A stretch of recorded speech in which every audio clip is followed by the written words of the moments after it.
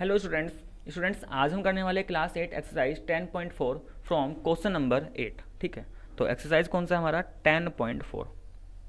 देखो 10.4 का अभी तक हमने क्वेश्चन नंबर 1 to 7 पिछली दो वीडियोस में कर चुके हैं। ठीक है, तो आज स्टार्ट करते हैं हम अपने क्वेश्चन नंबर 8 से। क्वेश्चन नंबर 8 में क्या दे रखा है, बाकी देखो इसका जो मैं कॉन्सेप्ट है, मैं सबसे पहली वीडियो जो मैंने जहाँ पे क्वेश्चन नंबर 1 to 4 कर रखे है उस वीडियो में मैंने बता रखा है, तो एक बार उस वीडियो का जो कॉन्सेप्चुअल पार्ट है उसको देख लेना, तो ये 8, 9, 10 आसानी से हो जाएंगे। देखो 8 क्वेश्चन में क्या दे रखा है, a new computer cost ₹60,000, the depreciation of computer is 40% per year, after how many years the computer could be sold for ₹21,600। देखो क्या बोल रखा है, एक कंप्यूटर की बात चल रही है, यहाँ पे किसकी बात चल रही है, कंप्यूटर की बात चल रही है।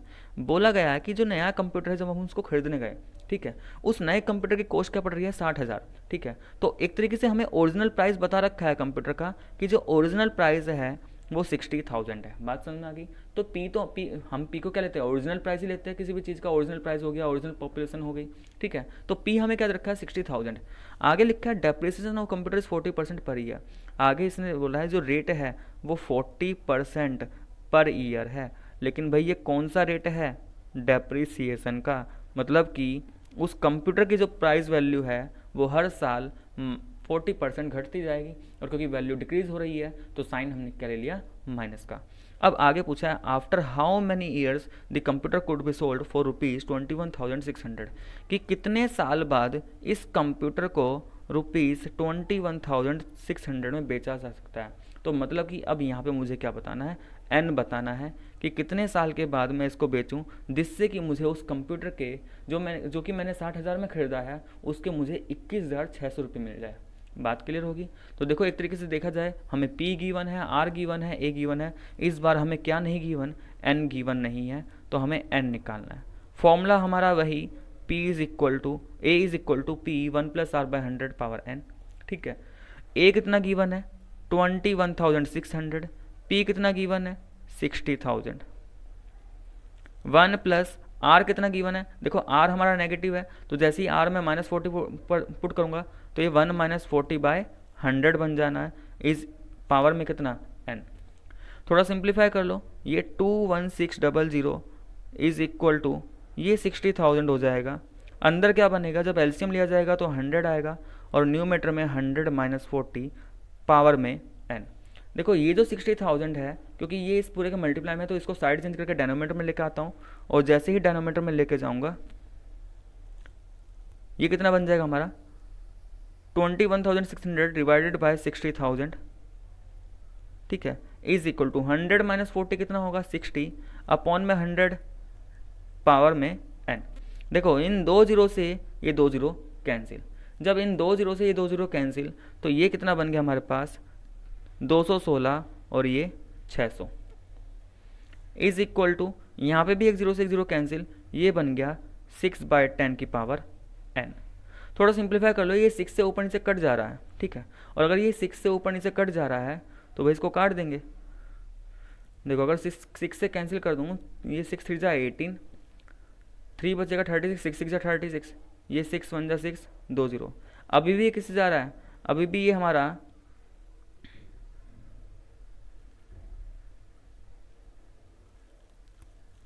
4 से चला जाएगा। ठीक है, 4 9 जा 36, वो 4 9 जा नहीं 4 12 जा 4 12 जा 36, और ये 4 25 जा, और अंदर देखा जाए इधर ये 2 से 3/5, तो इधर तो क्या बन गया, ये 12/25 बन गया। ठीक है, और ये कितना बन गया यहाँ पे 3/5 की पावर n। अच्छा यहाँ पे देखना है किससे जानना है, ये 4 से जानना है, 4 से 9 टाइम्स हो जाएगा, 4 9 जा, ये यहाँ पे कितना आएगा हमारा 9। अब इधर है ये 3/5 की पावर 9, क्या 9/25 को 3/5 के साथ लिखा जाएगा। देखो 9 का मतलब 3 × 3, 5 का मतलब 5 × 5, तो ये देखा जाए 3/5 का होल स्क्वायर ही तो बन रहा है हमारा, और इधर क्या बन रहा है 3/5 का पावर n। देखो जब हमने रेट निकाला था तब हमने बेस को क्या कहता पावर सेम बनाई थी, और हमने बेस को बराबर रख दिया था। अब जब हम टाइम निकाल रहे हैं क्योंकि टाइम पावर में आता है, तो अब बेस सेम बनाएंगे, और जैसे ही बेस सेम बनेगा हम पावर को क्या कर देंगे, इक्वेट कर देंगे, और जैसे हमने कंपैरिजन किया इसके बाद, तो ये जो हमारा n है ये कितना आ गया 2, और n क्या होता है टाइम पीरियड, तो n आ गया 2 ईयर्स। मतलब कि इस कंप्यूटर को अगर हम 2 साल के बाद बेचेंगे तो हमें इसका कितना प्राइस मिलेगा, 21,600 रुपीज़। तो क्वेश्चन नंबर 8 का आंसर कितना आ गया, 2 ईयर्स। ठीक है स्टूडेंट्स, तो ये था हमारा क्वेश्चन नंबर 8।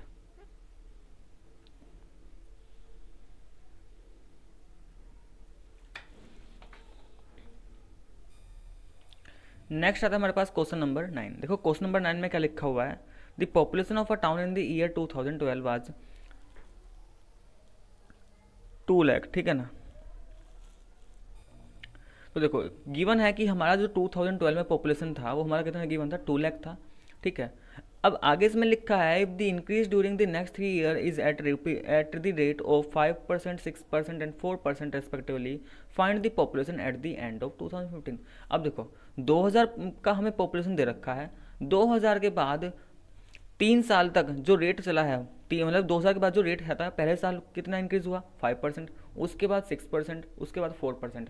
तो पूछ रहा है 2015 तक ज़्यादा से ज़्यादा कितना पॉपुलेशन हमारे पास हो जाएगा। तो देखा जाए हमें क्या गिवन है, हमें इनिशियल पॉपुलेशन अभी गिवन है, मतलब कि ओरिजिनल पॉपुलेशन गिवन है, और वो पॉपुलेशन कितना गिवन है, 2 लाख। तो हम किससे रिप्रेजेंट कर देंगे उसको, पी से। तो हमें पी गिवन है 2 लाख। ठीक है। कितनी जीरो आएगी इसमें, 1 2 3 4 5। तो ये तो आ गया हमारा पी। अब यहाँ पे जो रेट था, देखो 3 साल तक पॉपुलेशन तो बढ़ा है और 3 साल के बाद अभी हमें पूछ रहा है, लेकिन तीनों साल के लिए रेट फिक्स नहीं था, तो डिफरेंट डिफरेंट दे रखा है। तो पहले साल के लिए हमें रेट दे रखा है, तो इसको हम R1 से रिप्रेजेंट कर देंगे, तो 5%। और क्योंकि ये भी बोल रहा है कि इंक्रीज कर रही है पॉपुलेशन, तो तीनों हम क्या लेकर चलेंगे, प्लस ही लेकर चलेंगे। R2 कितना है हमारा, प्लस का 6% हो जाएगा, क्योंकि पॉपुलेशन बढ़ रही है। लिखा है ना इंक्रीज ड्यूरिंग नेक्स्ट 3 ईयर्स, कि नेक्स्ट 3 साल तक बढ़ा तो है, लेकिन बस जिस रेट से बढ़ा है वो रेट डिफरेंट है, लेकिन हुआ इंक्रीमेंट ही है। इसलिए तीनों का रेट हमने क्या लेकर चले हैं, ए प्लस, क्योंकि जो हमारा पॉपुलेशन है वो इंक्रीज कर रहा है, इसलिए रेट हमारा पॉजिटिव रहेगा। और डिफरेंट डिफरेंट रेट से इंक्रीज हुआ है, इसलिए वैल्यू सबका क्या है, अलग है। अब आगे पूछ रहा है, एट द एंड ऑफ 2015 के एंड में पॉपुलेशन कितनी हो जाएगी। तो सबसे पहले तो यहाँ पे फॉर्मूला कौन सा लगेगा, कि जब डिफरेंट रेट वाला था उसमें मैंने बताया ना कि फॉर्मूला होता क्या है, P1 + R1/100, आगे आ जाएगा 1 + R2/100 एंड सो ऑन, जब तक कि हमें दे रखा होगा। हमें 3 साल तक गिवन है, तो हमारे पास ऐसे 3 ब्रैकेट बन जाएंगे। चौथा गिवन होता तो 1 + R4/100। सभी वैल्यूज़ को पुट कर लो यहाँ पे। P हमें गिवन है 2, और इसके बाद ये 5 जीरो लगा देनी है। ठीक है, तो नंबर ऑफ जीरो काउंट करके लगाना, कम या ज़्यादा ना हो जाए। 1 + R1 कितना गिवन है, 5, तो 5/100 हो जाएगा। R2 गिवन है 6, तो ये 6/100 हो जाएगा। R3 गिवन है 4, तो ये 4/100 हो जाएगा। देखो कैंसिल करने को 5 से 100 कैंसिल हो सकता है। इसको ऐसा करो, डिनोमिनेटर 100 एलसीएम सीधे सीधे लेके ज़्यादा सोल्व करोगे ज़्यादा सही रहेगा। ठीक है, क्योंकि अगर मैं 4 को 100 से कर दूँ 25 बन जाएगा, फिर नीचे 25 को डिवाइड करना थोड़ी मुश्किल हो जाएगा। तो एलसीएम हम क्या लेते हैं, 100 ही लेंगे। तो ये बन जाएगा हमारा 100 + 5। इसको सोल्व करेंगे, एलसीएम हमारा 100 आएगा, ये बन जाएगा 100 + 6, और ये बन जाएगा एलसीएम इसका 100 रहेगा, न्यूमरेटर बन जाएगा 100 + 4। सिंप्लीफाई कर लेते हैं। ये 2 के बाद कितनी जीरो है, 1 2 3 4 5 इनटू पहला ब्रैकेट ये बन गया हमारा 105/100, दूसरा ब्रैकेट ये बन गया 106/100, और थर्ड ब्रैकेट ये बन गया हमारा 104/100। देखो ये 5 जीरो है ना, इन 5 जीरो को 2 जीरो इसकी गई, 2 इसकी गई, और 1 जीरो गई है इसकी। अब इस 10 को अगर डिवाइड करना हो, देखो अगर ये 10 पूरा पूरा कट जाए तो डिवाइड कर लो इसको, और लगता है कि नहीं भाई डिवाइड करने पे इसमें 5 बच जा रहा है तो मत करो, लेकिन पूरा पूरा कट जाएगा, क्योंकि एक 5 का फैक्टर यहाँ पे आ रहा और 2 ये रहा, तो 2 से ये 10 5 टाइम्स, ठीक है, और 5 से ये 105, 5 to 10 5 1 5, तो बचा क्या यहाँ पे 21 बचा, 106 बचा, 104 बचा। और अगर हम इन तीनों को मल्टीप्लाई कर ले तो तीनों को मल्टीप्लाई करने पे कितना आंसर आ रखा है हमारा, ठीक है, मल्टीप्लाई कर लेते एक बार इसको, क्या दे रखा है, 21 × 106 × 104, तो 231504 कितना आ जाएगा ये, 231504। तो इतनी पॉपुलेशन 3 साल के बाद आ जाएगी, ठीक है। तो ये कौन सी पॉपुलेशन आ गई कि 3 साल के बाद, जो हमें अब तक 2 लाख पॉपुलेशन था, 3 साल के बाद कितनी हो जाएगी, 2,31,504, मतलब कि 31,504 पॉपुलेशन बढ़ चुकी है, ठीक है। तो ये था स्टूडेंट्स हमारा क्वेश्चन नंबर 9, ठीक है। लास्ट क्वेश्चन बचा है इस एक्सरसाइज का, exercise 10.4, last question, question number 10। देखो क्वेश्चन नंबर 10 में क्या गिवन है, क्वेश्चन नंबर 10 में बोला गया है the value of property decreases every year at the rate of 4%। देखो यहाँ पे बोला गया है कि प्रॉपर्टी, उस प्रॉपर्टी की वैल्यू डिक्रीज कर रही है, ठीक है। देखो वैसे तो देखो प्रॉपर्टी भाई इंक्रीज भी कर सकता है, अब यहाँ पे हमें सब कुछ अपना क्या कहा है, जो क्वेश्चन में बोला गया है ना सब कुछ उसके अकॉर्डिंग चलना है, ठीक है ना। तो प्रॉपर्टी बोल रहा है कि वैल्यू जो है प्रॉपर्टी की वो डिक्रीज कर रही है, तो किस रेट से डिक्रीज कर रही है, रेट ऑफ 4%। मतलब एक प्रॉपर्टी की बात चल रही है और उसकी वैल्यू 4% के रेट से क्या कर रही है, डिक्रीज कर रही है। जब क्वेश्चन में बोल रखा है कि प्रॉपर्टी की वैल्यू डिक्रीज कर रही है तो साइन क्या लेके चलेंगे, माइनस। तो ये 4% के रेट से डिक्रीज तो कर रही है। आगे इसने क्या पूछा, it's value at the end of 3 years is rupees 4,42,368। भाई ध्यान देना ये हमारा क्या दे रखा है, ये क्या है, हमारा ए है या ये हमारा पी है, ठीक है। क्वेश्चन दिखाई दे रहा होगा यहाँ पे, ठीक है। बाकी देखो बुक तो आपके पास है, उसमें ध्यान से देखो लिखा है if it's value at the end of 3 year is 4,42,368। मतलब कि ये हमें क्या रखा है कि 3 साल के बाद जो हमारी प्रॉपर्टी की वैल्यू है ना वो दे रखा है, what was the original value at the beginning of these 3 years. मतलब कि देखा जाए हमें ए दे रखा है, क्योंकि ए कौन सा वैल्यू होता है जो इंक्रीज या डिक्रीज होने के बाद आता है। तो हमें ए यहाँ पे दे रखा है 442,368। हमसे कहा है कि ये 3 साल तक हमारा क्या हुआ, वैल्यू घटी है इसकी, तो एन 3 ईयर्स दे रखा है, तो हमें यहाँ पे पी निकालना है। ओरिजिनल वैल्यू पूछा है उसने कि what was the original value beginning of 3 है, मतलब 3 साल से पहले जो हमारा वो रही होगी इसकी वैल्यू वो कितनी थी, ठीक है। तो हमें आर गिवन है, हमें ए गिवन है, हमें एन गिवन है, क्या निकालना है, पी। तो फॉर्मूला वही चलने वाला है, A is equal to P 1 plus R by 100 power में एन। सभी वैल्यूज़ को पुट करेंगे, ये हमारा 442,368 is equal to P 1 plus R हमें कितना गिवन है, देखो आर हमारा नेगेटिव है तो ये माइनस बन जाएगा ना यहाँ, तो माइनस का 4/100 पावर में कितना 3। थोड़ा सिंप्लीफाई कर लेते हैं इसको, 442,368, ये पी ऐसी रहेगा, एलसीएम लेंगे 100 और ये बन गया 100 माइनस 4 पावर में 3। मतलब कि कितना आ जाएगा ये 442,368 इज इक्वल टू पी, कितना बन जाएगा 100 माइनस 4 96/100 पावर में 3।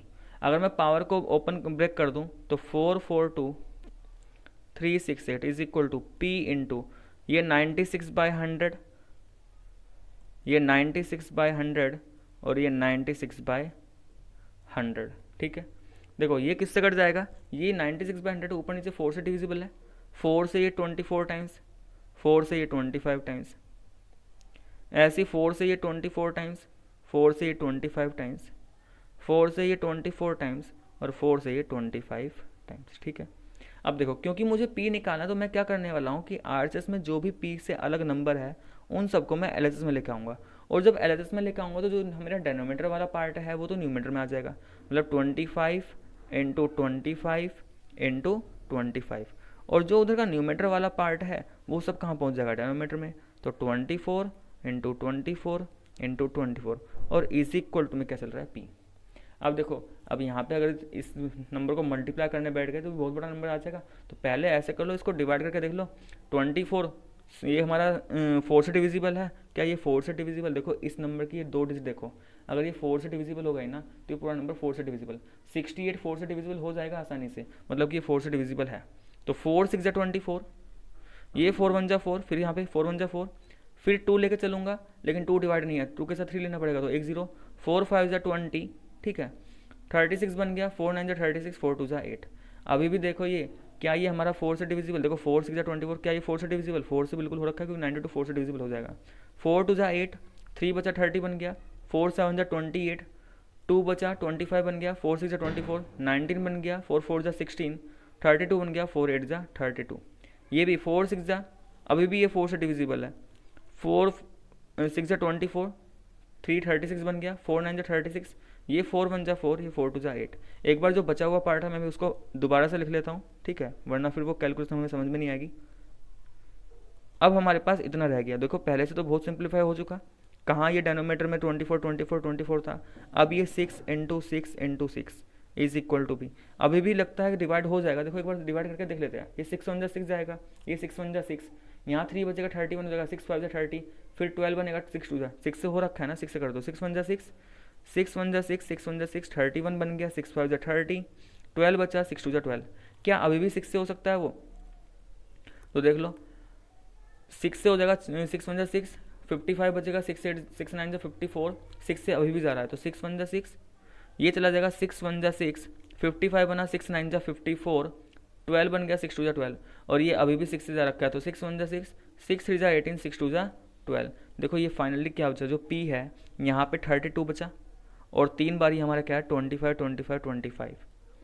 इन चारों नंबर को अगर मैं मल्टीप्लाई कर दूँ तो मुझे क्या मिल जाएगा कि जो ओरिजिनल प्राइस था इस प्रॉपर्टी का वो मुझे पता चल जाएगा। ठीक है, जब इन तीनों को मल्टीप्लाई करेंगे तो आंसर हमारे पास क्या आने वाला है, 32 गुना 25 गुना 25 गुना 25, ये आ जाएगा